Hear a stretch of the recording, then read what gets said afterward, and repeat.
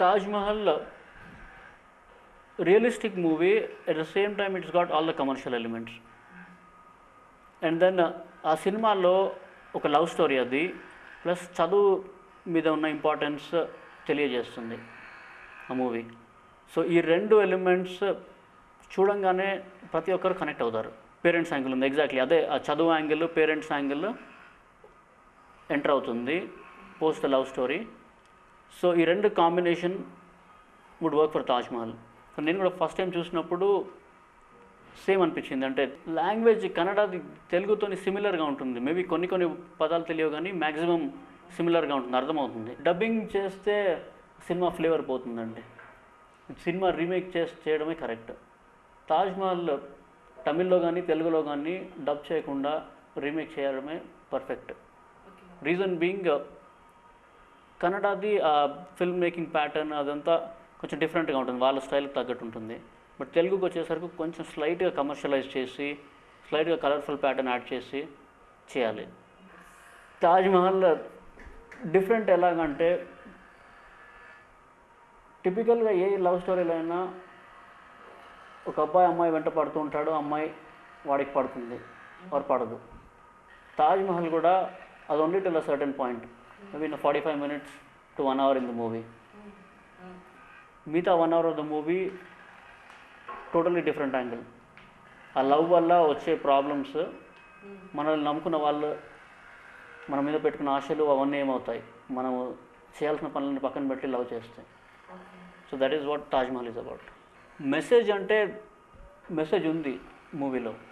ప్రతి ఒక్కరికి వాళ్ళ లైఫ్ కళ్ళ ముందు కనబడుతుంది, అరే నేను ఆ రోజున ఇలా చేశాను అనేసి.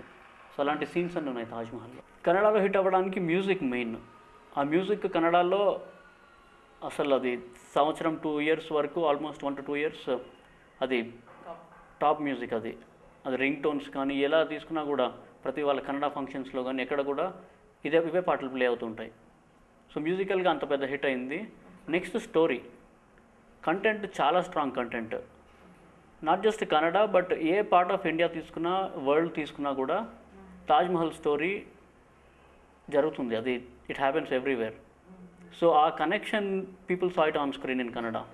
లవ్ అంటే ఎనీ ఏజ్ గ్రూప్ వాళ్ళకి కావాల్సిన ఎలిమెంట్స్ కనబడతాయి స్క్రీన్ మీద తాజ్ మహల్లో. సో అందుకే అది ఆడుతూనే పోయింది 200 days వరకు. ఎమోషనల్గా టచ్ చేస్తుంది, చాలా హార్ట్ టచింగ్ ఉంటుంది. ఆయన సినిమాకి చాలా సెట్ అవుతారు. The reason being cinema genre కొంచెం టిపికల్ లవ్ స్టోరీస్ కంటే డిఫరెంట్. ఇది ఇట్స్ అ రొమాంటిక్ స్టోరీయే కానీ దీంట్లో ఉన్న వేరే ఎలిమెంట్స్. శివాజీ గారు as an actor required for the script. ఇదే కొత్త వాళ్ళని కానీ ఇంకెవరైనా పెడితే ఆ మెయిన్ ఎమోషనల్ పీస్ అంతా అది స్పాయిల్ అవుతుంది మూవీకి. సో ఆ రిస్క్ తీసుకోలేము. It needs an artist. And Shivaji as an artist he's damn good. So Taj Mahal చూసాక శివాజీ గారు ఇలా కూడా చేయగలుగుతారా అని అందరికి అనిపిస్తుంది. నా మైండ్లో తెలుగు ఒరిజినల్ స్క్రిప్ట్స్ ఉన్నాయి నా దగ్గర, కానీ తాజ్ మహల్ సినిమా ఇంత మంచి సినిమా, అన్ని కమర్షియల్ ఎలిమెంట్స్ ఉన్నాయి, ప్లస్ నేను అనుకునే హట్ కేసే స్క్రిప్ట్ కూడా ఇది to certain extent. I thought సరే ఆ స్క్రిప్ట్స్ నాతో పాటే ఉంటాయి, maybe I have to push it by 6 months to 1 year. Taj Mahal అయిపోయినాక పోస్ట్ తాజ్ మహల్ అవి చేద్దామనేసి. హీరోయిన్ శృతి, ఆ అమ్మాయికి ఇది డెబ్యూ మూవీ. మీ and Shruti are the only newcomers in the movie. So ఆ అమ్మాయి she's from Bombay. She did a few music videos, few films, చిన్న films చేసింది. అండ్ తాజ్ మహల్లో గ్లామర్ కంటే కూడా పర్ఫార్మెన్స్ ఓరియంటెడ్ అమ్మాయి క్యారెక్టర్ మొత్తం. అథెంటిసిటీ అంటే ఆ సోల్ ఆఫ్ ద మూవీని ఎక్కడ టచ్ చేయలేదు. క్యాస్టింగ్ అథెంటిసిటీ మెయింటైన్ చేయడానికి క్యాస్టింగ్ మాత్రం చాలా పర్ఫెక్ట్ క్యాస్టింగ్ పడింది తాజ్మహల్కి.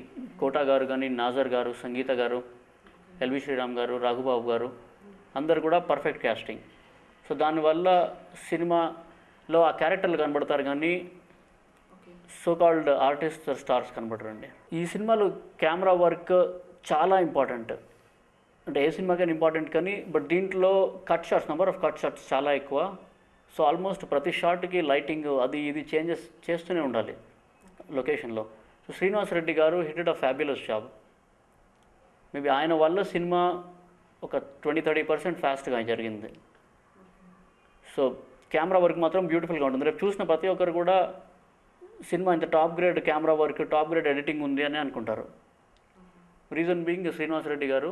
నెక్స్ట్ శివాజీ గారు for the whole production values. Cinema రిచ్గా కనబడుతుంది స్క్రీన్ మీద, ఎక్కడ కూడా చీప్గా చుట్టేద్దామన్న థాట్ లేదు. ఆయన ఫస్ట్ నుంచి కూడా was quality conscious. Arun first time produce చేస్తున్నాను, సినిమా బాగా రావాలి, డబ్బులు సరే ఇది కాకుండా ఇంకేదైనా చేసి సంపాదించుకుందాము, సినిమా బాగా రావాలి మనకి. సో ఆ థాట్తోనే ఎక్కడ కాంప్రమైజ్ అవ్వకుండా కూడా తీసాం. నెక్స్ట్ సినిమాలో ఒక సాంగ్ యాడ్ చేసాం రీసెంట్గా, మాయదారి మైసమ్మ సాంగ్. శివాజీ గారి కాలేజ్ మూవీలోంచి తీసుకున్న సాంగ్ అది. తెలంగాణ ఇష్యూతో కాదు కానీ ఆ పర్టికులర్ ప్లేస్లో మూవీ కొంచెం స్లో అయినట్టు అనిపించింది చూసినప్పుడల్లా మాకు. కాకుంటే కన్నడలో 200 రోజులు ఆడిన సినిమా దాన్ని కెలికి పాడు చేయడం అవసరమా అన్న థాట్తోని ఫస్ట్ ఏమి ఎక్కువ చేంజెస్, మినిమం లాజికల్ చేంజెస్ తప్ప స్క్రిప్ట్ వైజ్ ఏమి చేంజెస్ చేయలేదు. స్టోరీ వైజ్ ఐటమ్ నెంబర్ ఏం లేదు. She is a lecturer. తను ఒక లెక్చరర్, కాలేజ్కి కొత్తగా వస్తారు.